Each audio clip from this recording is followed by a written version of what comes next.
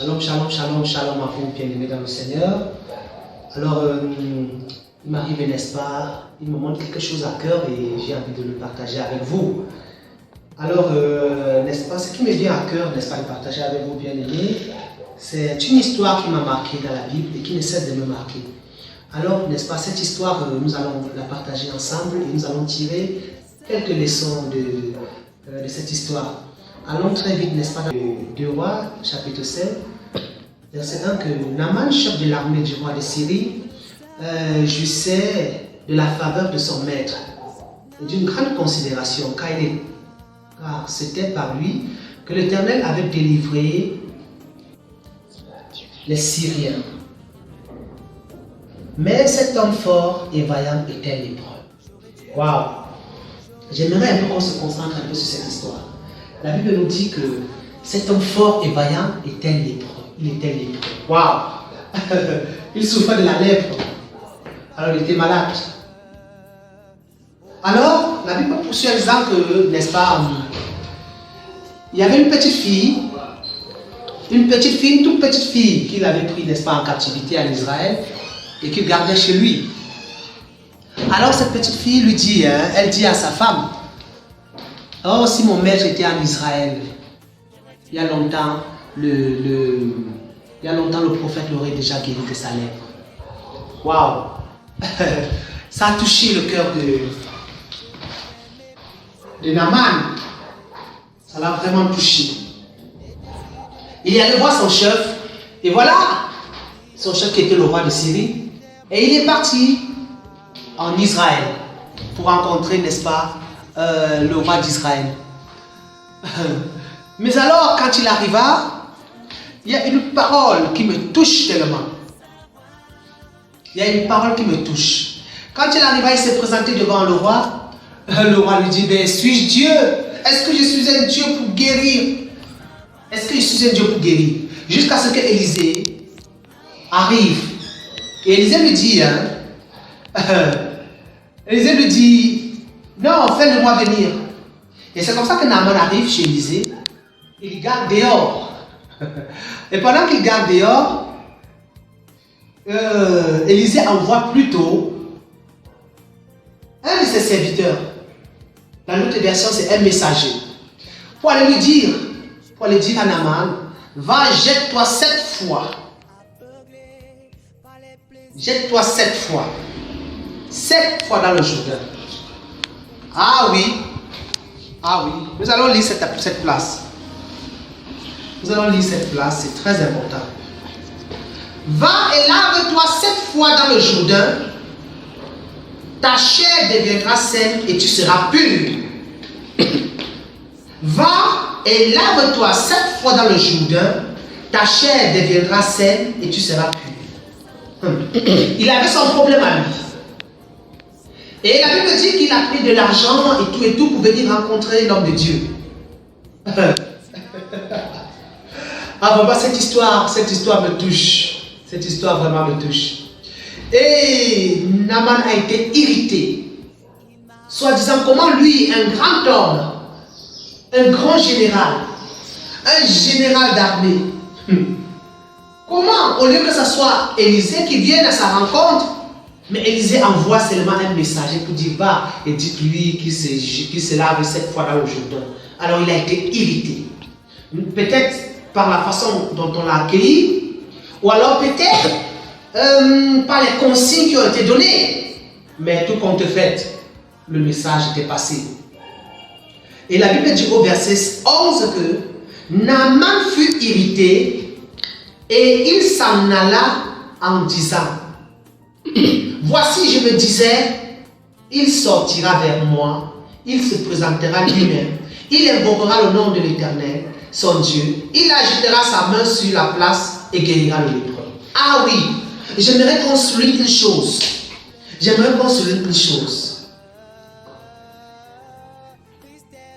Naaman dit, voici, je me disais. Voici, je me disais. Dans d'autres versions, il est écrit, je pensais. Donc, beaucoup de choses, n'est-ce pas, sont dans la tête des gens. Quand ils ont un problème et qu'ils décident de venir vers le Seigneur, Voilà Naaman qui a écouté. Alors, bien aimé dans le Seigneur,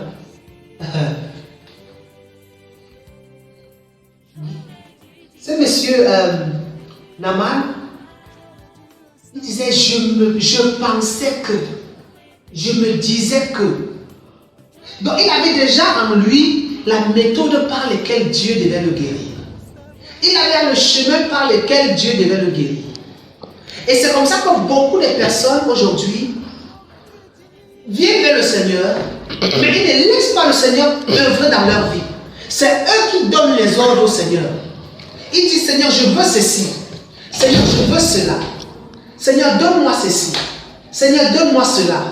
Mais hélas, ils n'attendent pas que Dieu se souvienne d'eux. Ils ne disent pas, Seigneur, montre-moi tes voies pour que je suive. Dis-moi comment je dois marcher. Dis-moi comment je dois marcher. Mais il dit à Dieu, voilà comment tu vas faire. Voilà comment tu vas passer pour me toucher. Bien-aimé, c'est un obstacle. Lorsque nos pensées deviennent un obstacle pour nos bénédictions, lorsque nos pensées deviennent un obstacle pour nos grâces, lorsque nos pensées, notre façon d'agir devient, n'est-ce pas, un scandale pour nous-mêmes. Et voilà pourquoi vous allez trouver beaucoup de chrétiens dans la maison de Dieu qui ne sont pas bénis. Oh là là là là. Vous allez voir beaucoup d'enfants de Dieu qui ne sont pas bénis. Vous allez voir beaucoup de chrétiens qui sont sur place. Ils marchent sur place, ils piétinent sur place. Parce qu'ils ont dans leur tête, je pensais que, je me disais que. Ils ne sont pas prêts à obéir à la voix de Dieu. Non, ils ne sont pas prêts à obéir. Et j'aimerais te dire quelque chose, toi qui m'entends. Il n'y a pas de générique avec Dieu. Quand Dieu a donné son instruction, il n'y a pas de générique. Ou tu obéis à la voix que Dieu t'a dit, ou tu obéis à l'instruction divine, ou alors tu laisses. Parce qu'il y a beaucoup de personnes qui disent que non. À défaut d'obéir, je vais donner des sacrifices. À défaut d'obéir, je vais jeûner. Dieu lui dit non, fais ça.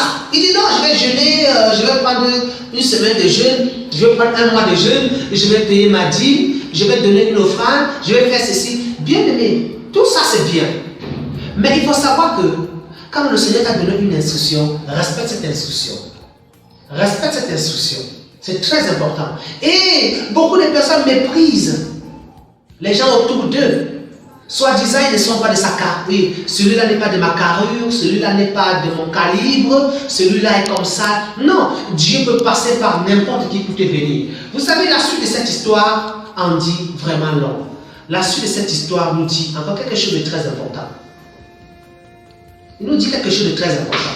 Vous savez, quand il dit mais, la Bible dit les fleuves de Damas, la Bana et le Parma ne valent-ils pas mieux que tous les eaux d'Israël? Ne pourrais-je pas m'y laver et devenir pur? Et il s'en retournait et partait avec fureur. Il avait la fureur parce qu'il avait déjà arrêté quelque chose dans sa tête. Et c'est que l'homme de Dieu, ce que Dieu a donné comme ordonnance à ce Naaman, ne concordait pas, n'est-ce pas, à ce qu'il avait dans sa tête. Alors il était furieux. Il était vraiment furieux. Il était tellement furieux. Mais les serviteurs, la Bible dit que les serviteurs, mais ses serviteurs s'approchèrent pour lui parler et lui dire, mon père, si le prophète tu demandais quelque chose de difficile, ne l'aurais-tu pas fait? Combien dois-tu faire ce qu'il t'a dit? Lave-toi et tu seras pur. C'est si simple. C'est si simple. Lave-toi et tu seras pur. Bien-aimé dans le Seigneur, lave-toi et tu seras pur. Tu veux ta guérison? Obéis au Seigneur. Il te dit non, arrête. Même niveau de sanctification, abandonne toutes ces relations qui ne te donnent rien. Tu dis non, tu ne peux pas lâcher. Tu dis Seigneur, je veux un mari, je veux une femme. Dieu dit oui, ok. Mais abandonne tous ces petits amis avec qui tu fais du désordre sexuel. Tu dis non, tu les peux faire avec. Quand le mari va venir, c'est là où tu vas abandonner les autres. Quand la femme va venir, c'est là où tu vas abandonner les autres. Tu te trompes. Tu te trompes énormément. J'aimerais te dire ce soir, Rassure-toi, le Seigneur est tellement fidèle. Il te connaît. Il te connaît. Et la Bible nous dit que Naaman a obéi. Et il est parti se laver dans cette eau. Et il est devenu pur. Alléluia. Donc ta tétutesse, ta rébellion ne t'apportera rien. Aucune solution. Va te laver. Obéis au Seigneur. Abandonne ces choses. Ah oui, ah oui, ah oui, ah oui.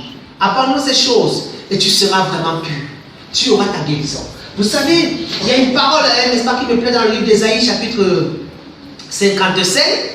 Ésaïe, chapitre 55, le verset 8 à 9, n'est-ce pas? Dieu dit que mes pensées ne sont pas comme vous, vos pensées. Mes pensées ne sont pas vos pensées. Dieu pense différemment de nous. Dieu pense différemment de nous. Dieu ne pense pas comme nous. Donc il faut changer de pensée. Et c'est très important, et c'est très capital. C'est Ésaïe 55, le verset 8 à 9. Oui, oui. Oui. Et la Bible dit dans 1 Samuel, n'est-ce pas, 15, le verset 22, que l'obéissance vaut mieux que les sacrifices. L'obéissance vaut mieux que les sacrifices.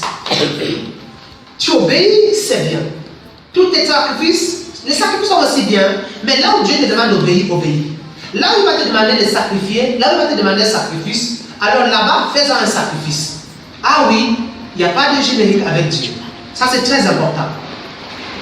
2 Corinthiens chapitre 10, le verset 5 dit, nous renversons tout raisonnement. Lorsque ton raisonnement ne concorde pas avec la parole de Dieu, ton raisonnement est contraire à celui de Dieu, bien aimé dans le Seigneur, ramène ce raisonnement captif à l'obéissance de Christ. C'est tellement important. Et Naaman, notre vaillant guerrier, a reçu sa guérison. Et il est revenu vers le prophète. Il est revenu vers l'homme de Dieu. Et il a dit, oh homme de Dieu, voilà ce que je suis. Voilà ce que je suis devenu. Il a témoigné et il s'est donné carrément au Seigneur. Parce que par la suite, il dit qu'il n'offrira plus aucun sacrifice à un autre Dieu qu'à l'Éternel. Voilà pourquoi j'ai un bon message pour toi, enfant de Dieu. Ne désespère pas. Dieu te connaît. Dieu te connaît. Franchement, Dieu te connaît. Pense à obéir à sa parole. Obéis à sa parole. Mets-toi à l'œuvre. Mets-toi à l'œuvre. Oui, mets-toi à l'œuvre. Crois-moi, il t'aime. Il t'aime. Il t'aime. Et il n'y a aucune situation qui puisse dépasser l'Éternel. Aucune. Aucune. Il t'étend la main. Fais-lui confiance. Fais-lui confiance. Parce que ses voix ne sont pas les tiennes. Non. Ses voix ne sont pas les tiennes. Sa voix est particulière. Et puisqu'il a décidé de te bénir, il te bénira. Mais il ne te bénira pas en ton temps. Il te bénira en son temps. Il ne te bénira pas avec tes méthodes. Il te bénira avec ses méthodes. Si tu es totalement à lui. Shalom, shalom, shalom, shalom. Que le Seigneur te bénisse. Bye. J'aurais dû dire.